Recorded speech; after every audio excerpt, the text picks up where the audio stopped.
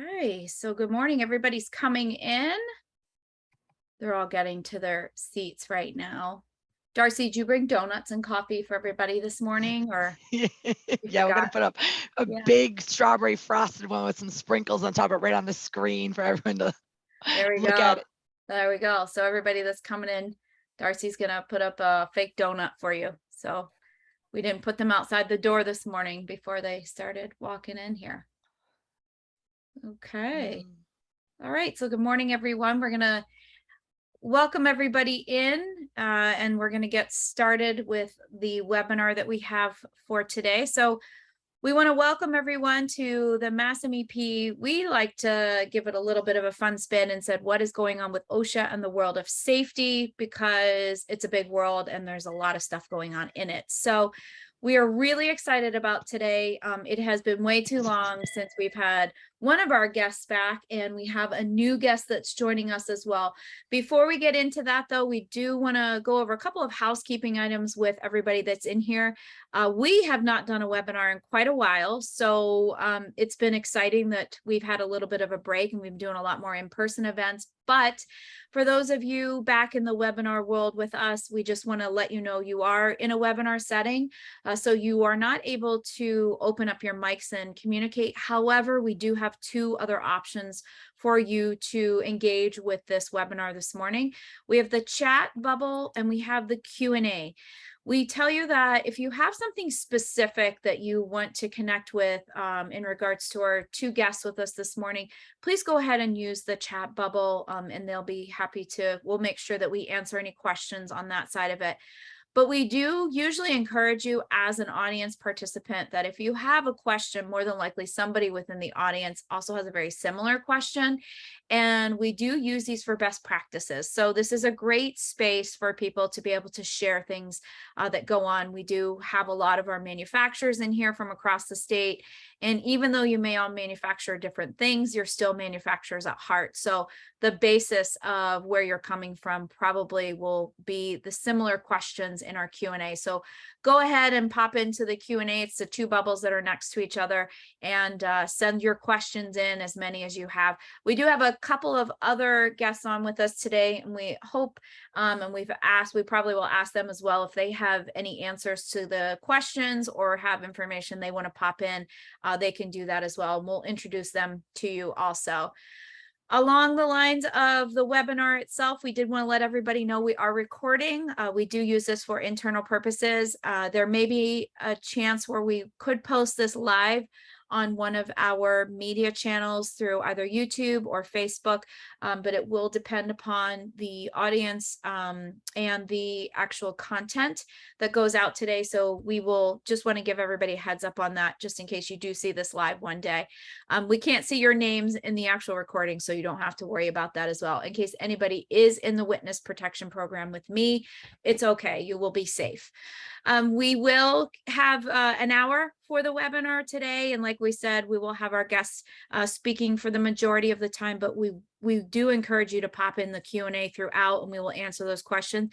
If for some reason we run over and we do have to end, we will be able to answer those questions to you and send those answers back. As we have, each one of you have registered to attend today through an email, and that email is available to us to answer those questions for you and get that information back to you. Last and most importantly, everybody always asks, and it's usually the first question in the Q&A, is the content going to be available for today? Yes, it is. We will be able to make this content available for you. We will be sending out a thank you reminder or thank you note at the end of this with the information, and we will make sure that we have a place for you to go and to connect to the content that's available through these presentations, so that you have slide decks at your hands. So without further ado, I do want to introduce our guests with us today. So back with us, we have Darcy Cook. It has been a while, and for those of you that were part of the ABCs and returning to work, it was one of the most successful webinars that we were able to produce and have out for our manufacturers. She does way more than that, but it was a really great opportunity, and that was probably our first real in-depth experience that we had doing a webinar session. So it worked out really well, and we're always glad to have Darcy back with us. Darcy has a lot of letters after her name. She can tell you what those all mean. I have no idea. I'm going to go with, I can make up all kinds of things as to what they might be, those letters, but she knows the professional terminology. She also is the owner of Smash It too. If you ever get an opportunity, you want to go there, it's a great place. And CPR Inc., which is known to most of us as Safety Trainer. So welcome back, Darcy. And I also would like to introduce our special guest for today, which is Mary Ann Falvey. She is the new director at the Office of Safety for the Department of Industrial Accidents. Whew, that's a good one, Marianne. I bet that alone probably took you a week in onboarding just to remember what your title was. Sure did. Yeah, yep, exactly. So, and I know Marianne has said we do have two guests in our audience with us today, and that is Devin and Maria. And we know you're out there. I can see your names on the board. So if you have any input, as Marianne had said going along, please go ahead and jump in. So without further ado, a lot of content. So I'm going to turn it over to Darcy and enjoy the webinar. Well, again, welcome back, everyone. I'm excited to be back here. I love working with Mass MEP, and I'm even more excited for you to meet our special guest today. So I am going to be kind of short and brief, but clear in terms of what are the things that you guys should be planning for and thinking about as OSHA is evolving, as it always does. So I'm going to give you some quick updates, couple different things, sadly and unfortunately, right? When we look at the statistics that have come out for the 2021 in terms of the top 10 most cited topics or standards related to our industries, I'm going to be just focusing on general industry, as most of you are manufacturers joining us today. The heavy hitters are still last year's heavy hitters, which are still the year before's heavy hitters, which means that unfortunately injuries and illnesses in the workplace continue to happen, and OSHA is 50 years old. I'm 50 years old and OSHA is 50 years old. So we're celebrating our birthday years together, but that means your grandparents and your great-grandparents weren't protected, and you have the added benefit of having not only the OSHA to oversee you, but again, my special guest today is going to give you guys a way to help your company, your business, and your employees, not only from a compliance perspective, but actually working to help you guys even change your culture when we talk about safety. So what are the big hitters this year that we can expect OSHA to still be looking for in the 2022 into the 2023 season? Well, on the top leaderboard, we have respiratory protection. So if you are a company that has half masks or use N95 masks, now we're not talking about for COVID or infectious disease protection. If you are using N95 masks in your tooling rooms, in your spray painting booths, if you're using it for sanding and grinding, if you're using a respirator, you need to make sure that you have a program that's clearly identified, laid out, and training put in place. On top of the leaderboard, number 4 is hazardous communications. How do we train our employees in the risks associated with the chemicals of their department in the building? How we label them, safety data sheets. What's the training that we're doing to teach them how to do those secondary containers and big containment and spill containment and all that communication? So that's number 4 on the board. Number 7 on the board is hazardous energy. So think about lockout, tagout. How are we de-energizing machines? Your service and maintenance departments are doing service and maintenance. They're fixing, they're repairing, they're updating, they're changing. Even your operators are involved in moving parts. And it's really important to make sure that those moving parts aren't going to move or accidentally turn on while your employees are doing the work that they need to do. And so we see this as number 7 in the top, most cited from 2021. Number 9 is going to impact every single one of you. It's very rare, like probably less than 1% rare, that I go to a manufacturer who does not have power industrial trucks, who don't have pickers and forklifts and motorized pallet jacks. And this continues to be highly cited for OSHA. So Are you guys doing your 3-year certification and trainings in-house? Do you have someone who's doing in-house training? Are you always bring a third party? What do you do with your new onboarding after they've been there and you decide that they are going to operate forklift? How are you getting them up to speed and getting them trained? Your inspection process that needs to happen with forklift driver operations.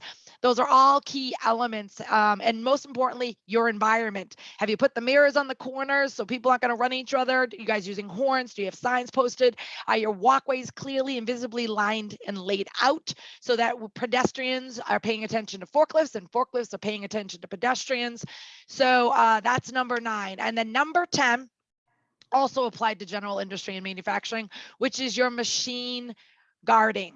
So when's the last time you guys did an audit around your machine guards? Are your employees complaining because the guards are in the way? Do we have to reconstruct your guards? What if you buy a piece of brand new equipment and it doesn't even come with the guards? How are you finding these aftermarket guards? Are we painting them a different color? It's so much better when you hire a new employee and you move them into a department. If the guards are painted a different color on the machines, you can say, those are guards, don't take them off, don't remove them. If they're in your way, go see your supervisor to keep people safe in the workplace. So we've got the top 10. Of those top 10, 1, 2, 3, 4, 5 of them are related to general industry and 5 related to construction. So it's a 50-50 between the two organizations. And under this administration, the Biden administration, they put some initiatives forward. They intend to increase the budget for OSHA. They are looking at putting 75 safety technicians in place, 63 support personnel for federal enforcement, 63 workers just to support the referral. So as you all know, your employees are able, capable, allowed, encouraged. If you are not paying attention to your safety program, if you are ignoring what needs to happen, if your employees are coming to you and identifying hazards and asking you to fix them and correct them, and your team does not take care of it, doesn't fix it, doesn't repair it, doesn't train your employees, then you run the risk of them calling into OSHA. And so they're adding 63 full-time employees to what's called the whistleblowers program to address those referrals and concerns from employees in your workplace, as well as 60 other employees to help with just on the compliance assistance element. So they're raising their budget multiple millions. They are looking to reinforce these departments that haven't had much change in a long time. I think it's important for you guys to realize that you can go to OSHA.gov/news/new releases, and literally OSHA will tell you what you can expect, what's coming, who are their new partners, what are they enforcing, what are the upcoming events, all of the new, I tell you guys all the time, OSHA has tons of great resources on their page to guide you. We know that most of your companies don't have a single safety officer. And even if you have a single safety officer, all the things related to health and safety, compliance and environmental, it's hard for one person to do alone. So we include HR, we include the operations, we include obviously plant and facilities, we need them. And so because you guys are sharing those responsibilities and adding it to your already full-time 40-hour-a-week job, it might be hard sometimes to keep up with all the changes that are happening. So we want you to know that OSHA has a page, OSHA.gov/news/new releases, that you guys can go and see everything that's happening in each year in real time and what you can expect in the years coming forward. So a couple of quick little bullet points is they are addressing serious violations. If you've ever worked with my company and organization, you might hear a little sarcasm out of the fact that really big companies with really lots of money sometimes don't do the safety programs that they're supposed to, because unfortunately they have the money to spend on fines. And we haven't seen strong initiatives from OSHA to go back to those guys and be like, this is a willful violation or a repeated violation, and we can't allow you to just keep paying the fines. So they're up in their game. In September this year, they released what the new serious violations program is going to look like for our region. We are in Region 1. And so Region 1 has actually formed a partnership with the American Foundation for Suicide Prevention. Sadly, through the COVID, coming out of the COVID, the opioid epidemic prior to COVID, we have increased numbers in suicide and mental health challenges in the workplace.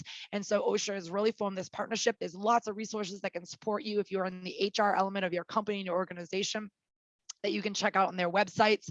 Other areas, they are changing the rulemaking. They are looking to change the process and revise the standard when it comes to lead exposure. They're also looking at amending the injury and illness record keeping rules and actually lowering it. A lot of you who are manufacturers are high risk or on their high risk list. That means that 250 more. Recently, you guys all started to electronically submit everything to OSHA. They actually want to lower that number to 100 employees or more. And then last but not least, they are revamping the power industrial truck forklift standard. They're moving it to the ANSI standard. So what does that mean, Darcy? ANSI, well, you probably heard me mention it before. OSHA is minimum compliance for your organization. Minimum, the very least, the lowest denominator expectation for you to create a safe and healthy workplace. ANSI, it's like a step up from OSHA. And now OSHA is actually going to move their forklift driver operator training standard and program up to the ANSI standard. So we'll look forward to and inform you guys when that changes. And of course, for many of you, we probably have already just been talking about, and you made the edits to your heat plan. OSHA put out an initiative that says, hey, it's hot. And it gets hot a lot. And in manufacturing, it can get really hot. And so what are we doing about it with our employees? What's the plan? What's the action item that we take when it turns 80 degrees or higher in our facilities? And so they have really been pushing for us to make changes and put plans together for that. And so we worked with a lot of companies over this past summer to kind of start to lay that foundation.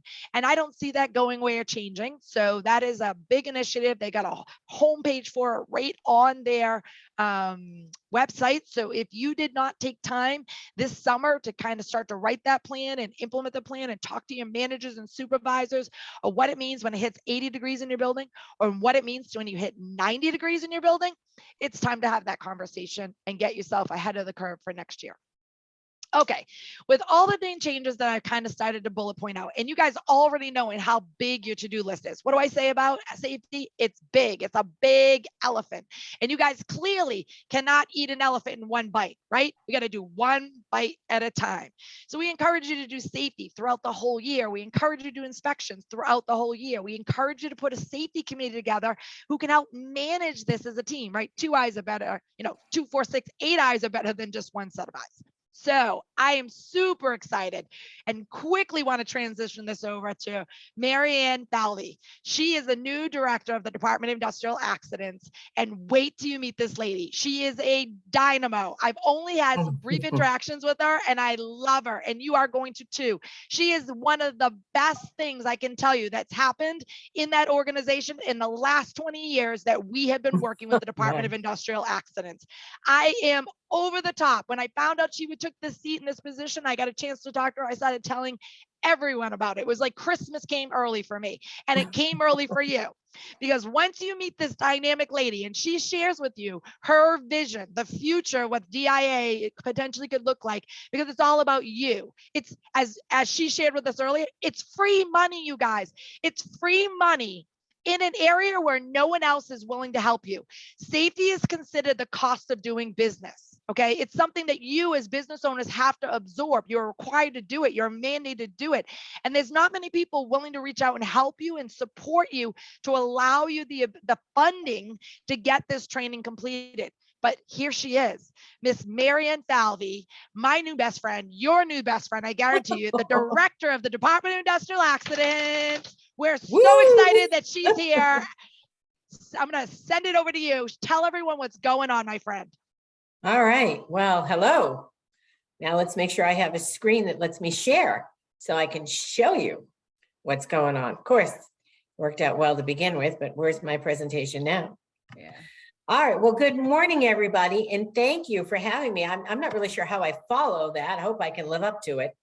I am the new director for the Office of Safety. Hopefully my presentation will work. and I'm excited to be here. It's new for me. I come from the private industry. My background is claims and risk management. Been the adjuster on the front line for Liberty Mutual, a manager for Aon for the cities and towns of the state of Connecticut. And more recently, I handled the US, Asia, and Europe for AIG, bringing new technology, wearable technology, something I'm very excited about, to the work site with the idea that you could disrupt bad behavior before it became a bad accident. But I now sit as the director for the Office of Safety. We are, I guess, the child of the DIA, where we sit within the Department of Industrial Accidents. And I guess that makes us the grandchild of the Executive Office of Labor and Workforce Delivery. Let's try again, Mary Ann's had a lot of coffee. Executive Office of Labor and Workforce Development. But basically, like Darcy said, our job is to give away money. And we've been giving away a lot of money this year. I want to talk a little bit about what we're not. All the things that Darcy talked to you about, all the trainings that you need, all the funding that you need. We can't solve all of it, but we can help with as much of it as possible. So we are a source of funding for Massachusetts-based employers that are in good standing and insured under Workers' Compensation Act, MGL 152. Essentially, it means that if you operate in Massachusetts and you're insured under the Massachusetts statute, and good standing essentially means that Department of Revenue is not chasing you. Sometimes they might be chasing you for 30 bucks, you pay it, you're still in good standing as far as we're concerned. But if you are an operating entity in this state, we can probably help you. At least we aspire to help you. A little bit about what we're not. We are not OSHA.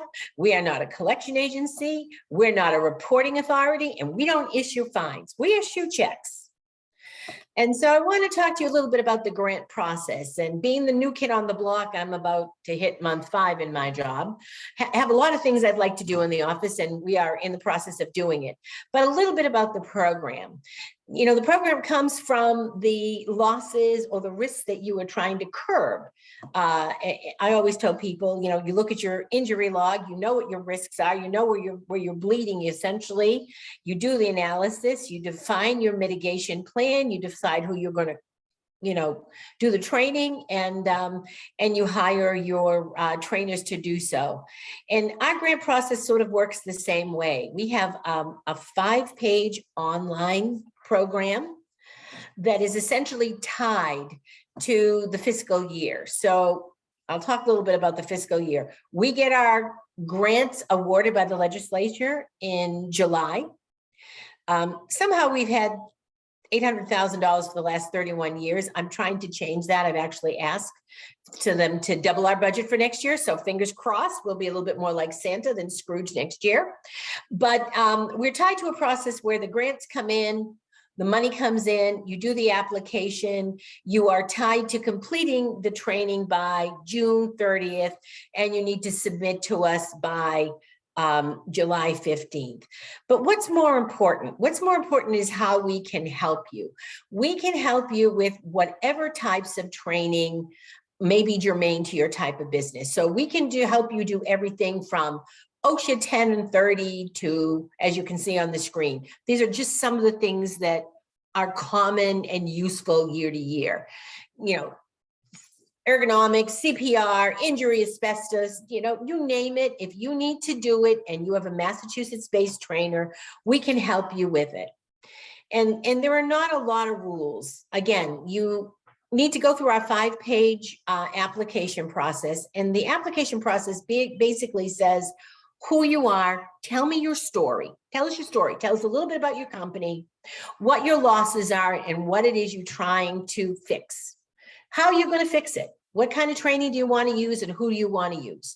And then a budget. We need your budget proposal. We're going to train 50 people, Mary Ann, and, you know, CPR, and this is who we're going to use. And then right now, because we're at the end of our process, which will end September 30th, we started out with the process using scissors to make some cuts in the grant allocations, but I've got chainsaws out right now because we've had a record response. We've had about close to $2 million in applications against an $800,000 budget. So again, I have a chainsaw out. But the next application process is going to start February 1st. So you'll be hearing a lot more about it. But the application process itself, I think, is relatively simple. Getting the documents into us, maybe a little bit burdensome. We have a 5-page application process. Again, a little bit about your company, the losses, the training that you'd like to use, who's going to do it, a summary, and then there are documents that you need to send in to us. We need a certificate of good standing. There is a link right within our landing page for that. A certificate of unemployment insurance. There's also a link for that. We need your fine number that goes on in the system, and then it's a John Doe application sort of filled out for you to sort of give you an idea of what we need. But you can reach on with me right now is Devin Awalt and Maria Pacentes. They've been with the program 15 years and 20 years and know all the ins and outs. And I'm going to send this along with you because really what I want to talk about is where we are and where we're going. We are at the end of the grant application process. Year to year, it's run, I guess, different times, but this last year it ran during the summer, and I extended the deadline to September 30th. You are still welcome to send in an application within the next 2 weeks. Again, we're running low on funds, but if you're quick and reasonable, we may be able to get you something. I won't tell you not to do it.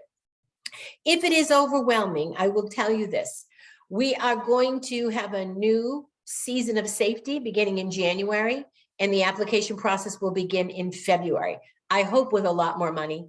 And I also hope that we are going to modernize the system. We are in the process of making everything online as opposed to on paper with the beginning of that process. So we're going to move a little bit from the Flintstones towards the Jetsons. So hopefully you won't have to send contract documents to one email, your application to another, and a third one for inquiry. Hopefully you'll be in our system. And once you're in the system, you'll stay in the system and your application just will change from year to year. Where I like to see this going, coming from the other side of the private industry that had manufacturing clients like Whirlpool, transportation companies like Veolia Transportation, and anybody and everybody in between, cities and towns, I'm familiar with the injuries. I used to investigate and pay them. And so I'm always looking for ways to help mitigate, in addition to the training, what can we bring to the market? I will be bringing a lecture series starting next year where hopefully people can gather again and we can find out clinically what's going on out there that might be helpful to you. What is Disney doing? What is BMW doing?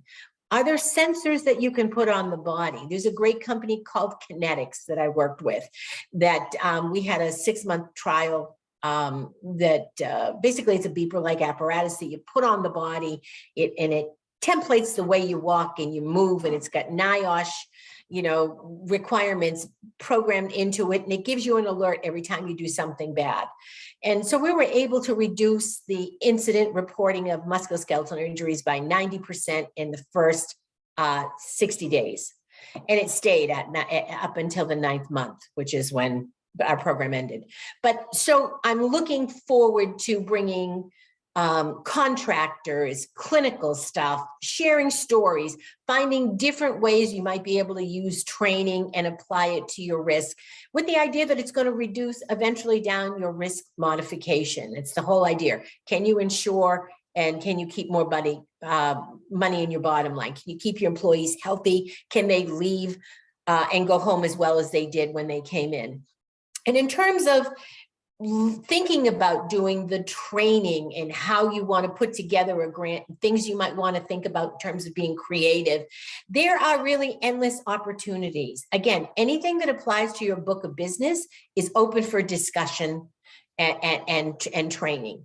But if you are a smaller organization, you may be able to partner with a sister company or a like company and do a consortium grant. Associations can pool together and maybe get more money and more training for groups of people. There's a lot I think that you can do. And at the end of the day, the one thing that I want you to remember is that we have free money. and we are here to help you. And you may not get everything you need from us for all the training, but we will try over and again to help you get what you need from us. And we've also removed the requirement that precluded you from being able to apply year to year. So for instance, if you applied this year and were given money for OSHA 10 and come February 1st, if you would like to apply for money for OSHA 30 training, it's not off the table. You're welcome to reapply. And our next grant availability for applications are going to run February 1st to April 30th of next year, with the hopes that by the time the money becomes available in July, we submit and people don't have a delay in getting their money. Our grant program, I don't know if you know this, it's a reimbursement program. So please don't do any training that you're looking to get reimbursed for before we give you the okay, because we have to go through a process. The process works like this. You do the application and submit it to us within the time frame. We review them. It is sort of a first come, first served basis, but we also look for a good story. Have you not applied and received money in the last, 12 months? Is your story compelling in terms of you have a risk log of X number of injuries that you're trying to resolve? Here's how you're going to do it. Okay. And then after we do this and we do the recommended awards, it goes to a deputy director that then sends it to a secretary, that then sends it to the governor, and then it sweeps back to us. So I'm hoping that this year's awards will be given sometime in the month of November, but that's my hope. I can't tell you because I have no idea how long they will hold them. Or how quickly we'll be able to get back to people, but that's what we're hoping for. And we're hoping that next year when we're able to go forward, it's a faster process because again, it will be all online. You will sign on, fill in your information, and you won't have to send us documents. You'll be in a system. That's if everything goes well.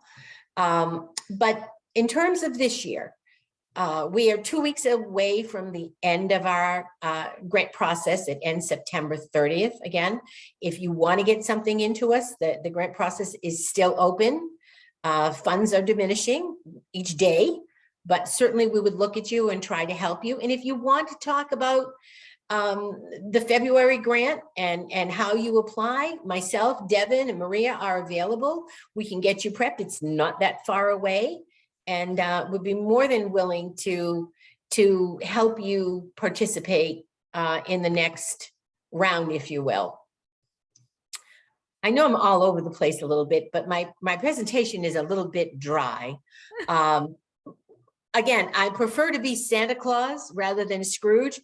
I've got my Scrooge hat on right now because my funds are going, but I still got a little bit in me to play Santa if you are in need and if you are nimble and you are quick enough to get in by the end of September. We were happy to talk to you one way or another. If you'd like to present for February and say, Mary Ann, we have some ideas, we're not ready, we're happy to work with you then as well.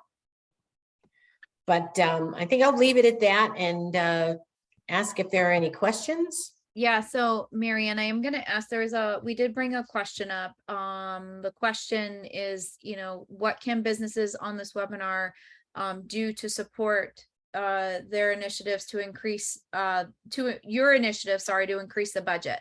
Do they write to someone in Congress? Like, what do we have to do to help you get those budget increases up? What can we do as manufacturers? Well, you could write to the legislature actually gives the money. So you could write to your congressman, senator, or you could apply to us and anything that, here's what we've decided to do. We have had a record number of applications this year. I suspect, again, not being here last year, because of the outreach that's been done. We've been able to get front and center to people. We've had other organizations that have partnered with us. So we've been able to get the word out to more organizations to know about the process. The more applications that we get in, the more we're able to establish a greater need.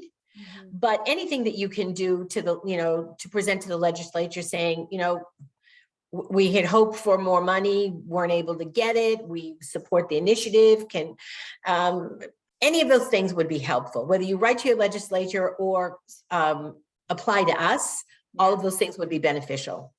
Okay. So I know you answered the question. You did answer a question did come in about the back-to-back companies applying for the money. So you did answer that for us. So that was good. So just as a question, we obviously Mass MEP, this is where we come in, and this is, how we connect with Darcy, and that we do get a lot of manufacturers that reach out to us and for a while have not been able to get the funding to be able to cover for these trainings. So this opens a lot of doors and opportunities for us.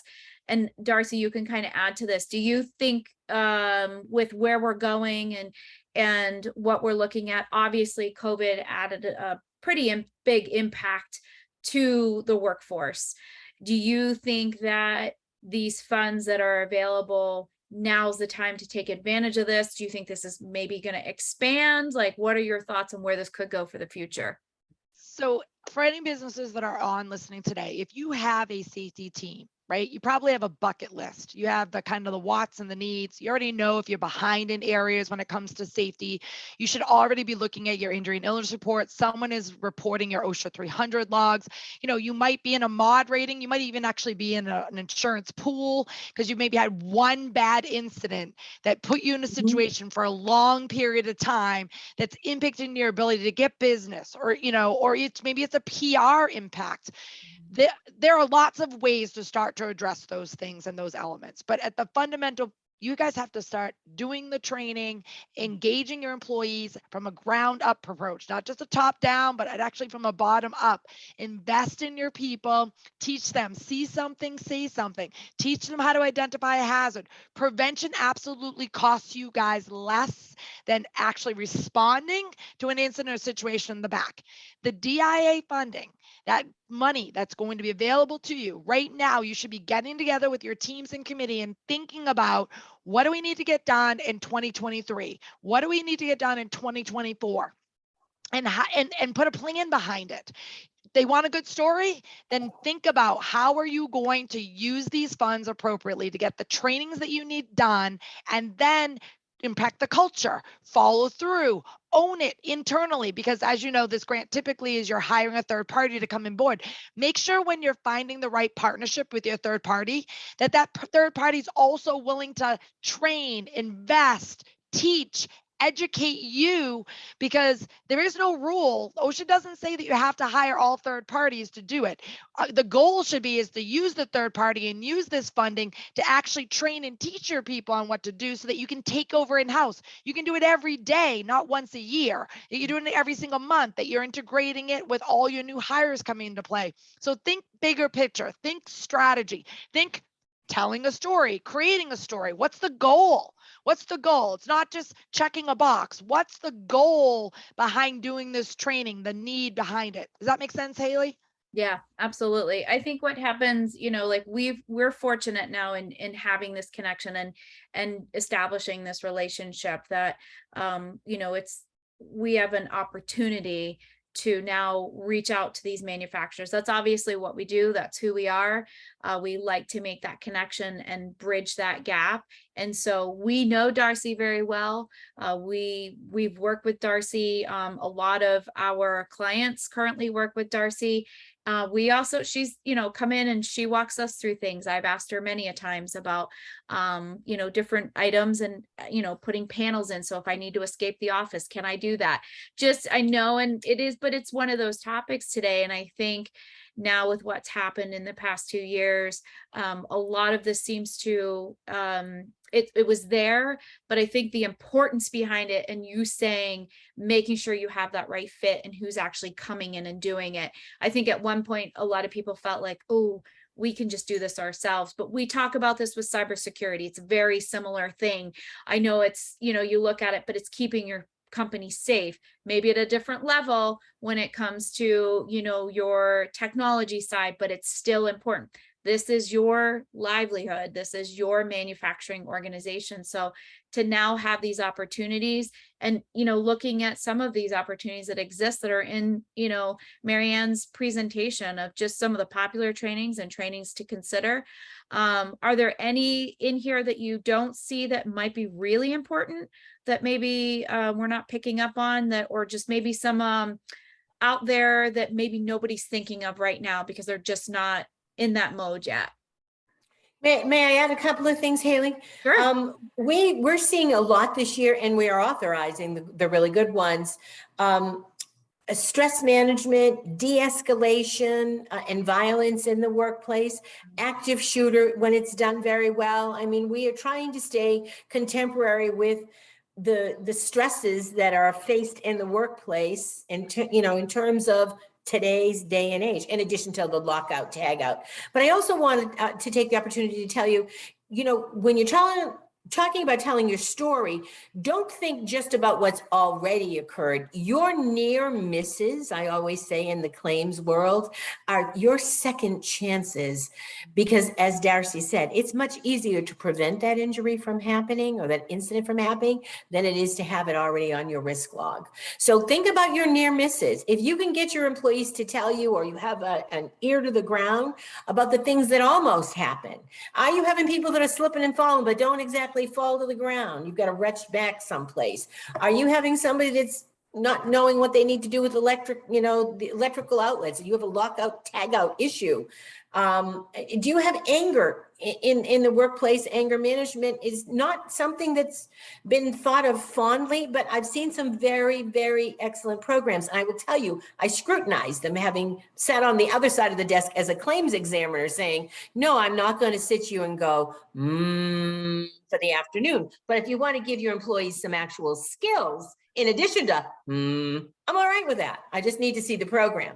And everybody knows when it comes to, in terms like de-escalation and active shooter, I like to see things paired together. We want to make sure your employees have the skills that they need to not only de-escalate, but to do something more than, run, hide, and fight. We know those from YouTube. Those are out there, but it doesn't mean that just because we see them on YouTube, that the workforce knows what to do when you have to hit the go button. God forbid you never have to, but you want to be prepared if that is something that you think will apply to you. We've seen some wonderful defensive driving programs. Devin was actually subject to one last year, and she actually got behind the wheel at a training center. I would suggest anybody that has deliveries, any type of road vehicles in the winter, that defensive driving can do a little bit more than knowing when to apply the brakes. I mean, there's some great programs out there that I've been very impressed with. And in terms of your story, think long and hard about where you would like your company to go. Tell us things like, we would like to prevent these injuries from occurring because we've had near misses, or because we've had a loss and we don't want to repeat it. We don't need you to write a book. We just want to know what your objectives are, because our objective is to try and find a way to give you money to meet yours. Got it. I think too, right now we obviously are going through, workforce is the number one topic that people talk to. Yes. And their issues and their pain points that they're having. These elements are part of that piece where, as an employee, you see that this organization is investing in this and sees the priority and the importance to it as well. So it does add to that value for those employees as well, when you as a manufacturer can take a step back and say, we're doing these trainings and we're adding this. And it's not just about maybe continuous improvement, but there's also safety, all different elements. Could be leadership, it could be culture change. This is, I think, what we've really started to see as a shift. I know what we see a lot at Mass MEP, but this is the value adds. So as an employer, you getting involved, taking advantage of these opportunities, of this funding that exists, coming to us, reaching out to us and saying, hey, we want to do this. How do we do this? What are the next steps? This is great. It adds that value to it. And this is where the loyalty then will fall into play with employees who say, my workplace is safe, I'm comfortable, Just like you were saying, Darcy, with I did not know, and I don't know if that's common knowledge to a lot of people that exists, that you can call in if you're not comfortable. So why not be ahead of that and just do it, and then have such a stronger workforce then because of it. And I'm sorry. I was just to say, I just encourage any of the companies that are listening today, the Department of Industrial Accidents, their office, Devin, Maria, they are super approachable. So you need to if you are concerned about the process, you don't understand the process, even in setting your goals, or you want to kind of talk out what's going on or what you're thinking, reach out to them. They will guide you. They are unbelievably approachable and helpful on the customer service side of things when it comes to this grant. Go ahead, Mary Ann. Yeah, I'm sorry, my apologies for interrupting, but I wanted to share a couple of other things that are in the presentation. Should you want to get the grant, even to see what it looks like, it's in the presentation, but you can go to safety@mass.gov. Just send an email to that, and what will land back in your inbox is the application. And then you'll be able to find from there all the other information, the John Doe, the landing page, everything that you need to take a look at the grant, and call us, or email us, and we're happy to help you. But I also want you to think in terms of not just injuries and near misses. We're interested in helping you prevent as well as resolve. So there is a lot of opportunity for you to be creative here. We're not going to write your policies and procedures. We can't do that. The grant isn't designed for that. But if you have policies and procedures and you need to train people to make sure that they are safe using them, we can be here for you. The other thing that I want to tell you is that we're going to start reaching out to everybody. Probably you'll get something in December saying, don't forget about us. January will start the season of safety. February 1 is an application. Even if you apply now and you're late and we should run out of money, we will put you at the front of the line for February. You may have to change your dates, but you won't lose anything by applying now, even if we run out of funds, because we won't lose you. The other thing that I wanted to say is I would love to, if there's a way, Haley, we could hear from people or through the chat or through something. I'd like to sort of get a temperature of whether or not people would be interested in us putting together lecture series, because my goal is to sort of move around the state to say, listen, we're looking at doing something in preventative. Here's something that's going on with technology, wearable technology. Here's what some people are doing with something called Graston technique. Here's something else. My goal is to be face-to-face with people, sharing information, sharing maybe speakers, sharing technology, in a way that companies can talk to one another and we can talk to companies and hear from you.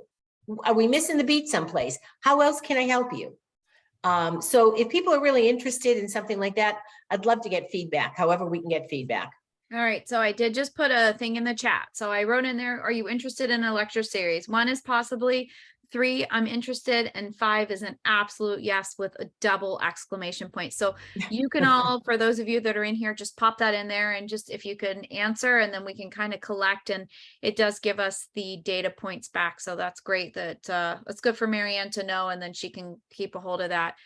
So for everybody listening, if you don't mind, and popping up into the chat. So if you need to, you go to the little chat bubble on the bottom. I'm actually going to stop the screen, so you can just see us now, and you'll see the little chat bubble on the bottom, and when you click into that, it will open up the chat. And then if you don't mind, just pop in the numbers in and just saying a 1, 3, or a 5 as to where you are in that line, and we can collect that.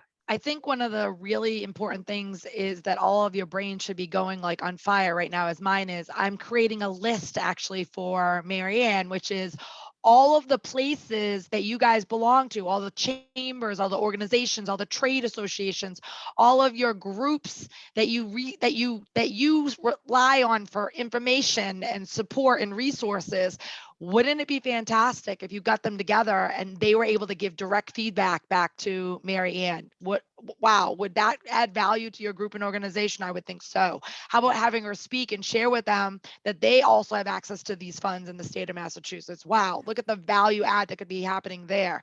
I think collectively, where we want her to get a bigger budget at 1.8 million, we need to help her with all the free publicity we can. So all of us collectively should be looking for opportunities to help her get her messaging out, help them create a relationship. The relationship is really key here in the state of Massachusetts, where we can give her information and feedback, her team, and then they can come back and present more opportunities for us. So I strongly encourage you to, again, build a relationship with Mary Ann and her team so that we can actually get this across the board and everyone wins. All ships rise with the tide. So that's what we're talking about. You want more money in the budget so we can give more money to companies and businesses? Let's help on the marketing and communication side of things. Yes, I want to say we have money. Come and get it. Oh, that's great. I love it. So and we are getting, so numbers are kind of going in, which is good. So people are popping their numbers in. But yeah, so for those of you that are in here, and if you're still awake, I can't imagine that you wouldn't be after the content that we just went over. I would be highly surprised if you said you weren't. Please pop a number in there and let us know where you are. This is a nice opportunity. Oh, I just got a comment. Somebody personally texted me out and said, it's locked. They can't add into the chat. So they're saying they cannot add into the chat. Well, then go ahead and pop it in the Q&A if you can. Just throw it in the Q&A and put your numbers in there. So Haley, there isn't one person, because I see the list. There's not one person who's not putting a 5 in that box. I'm telling you right now. they're all doing it. I know the companies, I know the people. I'm looking at that list coming through here. And if anyone doesn't, right? And if anyone does put in the 5, they know I have their numbers. Like I'm looking at the list. Like they know And I she'll know. find you. That's right. I know where they are. There's no way they're not putting a 5 in. Like again, this is like, again, Mary Ann, since the minute I met you, I just want to say you are a breath of fresh air for those of us who try to work together collectively to support business in Massachusetts. Obviously, Mass MEP is huge around manufacturing, and manufacturing in the state of Massachusetts needs support and help. So the fact that you came on here today, I mean, we'll say thank you 100 times over. This is really a big step moving forward for manufacturing here in the state of Massachusetts. And thanks for having us and letting us share the story. A little bit disjointed. I'm not used to talking to the slides. I like to talk off the cuff, as you probably got that. But that being said, what we would like to achieve at this office is to get more funds to help more people. I mean, manufacturing, the companies in Massachusetts, they keep the state strong, keep people employed. Our goal is to try and keep them safe. The same as the trainers. We have the funding that would enable you to do some of what you need. And we'd love to hear from you and suggestions, anything that you think that we could cover that would be helpful to you that we haven't in terms of topics or things that you may have interest in, send them to us. I'm open to it. I'm looking to create something new. Good. To build on what already works and add to it. Yeah, I think the other thing, we're very fortunate as we do work with, obviously, we are, as an MEP center, there are 50 one of us. So there's one in every state and in Puerto Rico.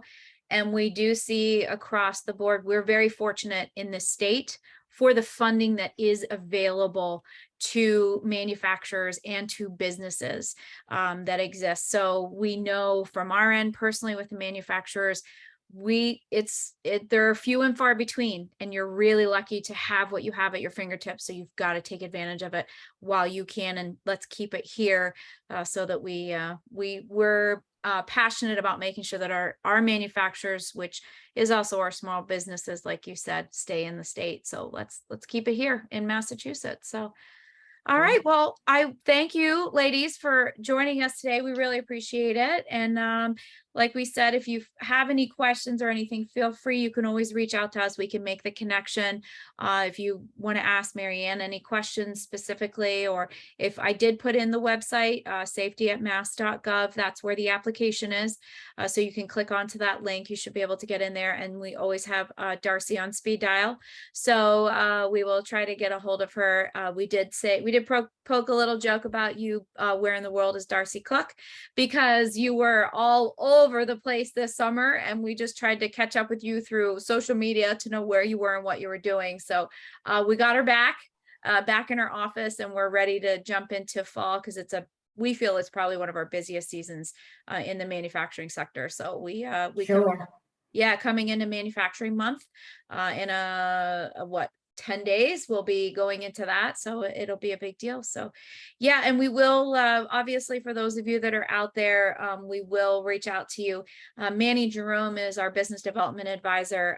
He is our point of contact for this webinar. So for those of you that are on the manufacturing side that are in here, you probably will be hearing from Manny in the next couple of days, just to follow up and say, hey, what did you think? What are your needs? What can we do for you? And let's make those connections. So we will be reaching out to you on that end of it as well. But for everybody else, we'll give you 5 extra minutes back. We'll give you 5 minutes extra for your lunch. We won't tell anybody you got an extended lunch today, and we hope everybody enjoys it. And we will see everybody in our next webinar. All right. Thank you so much for having us, and please feel free to reach out. Thank you. Thank you, everybody. Goodbye.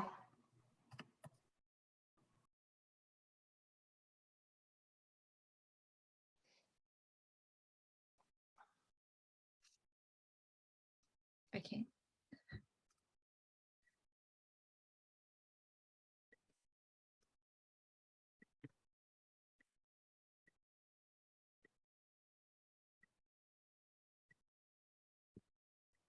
Oh yeah, and all right, everybody's out. Good to go.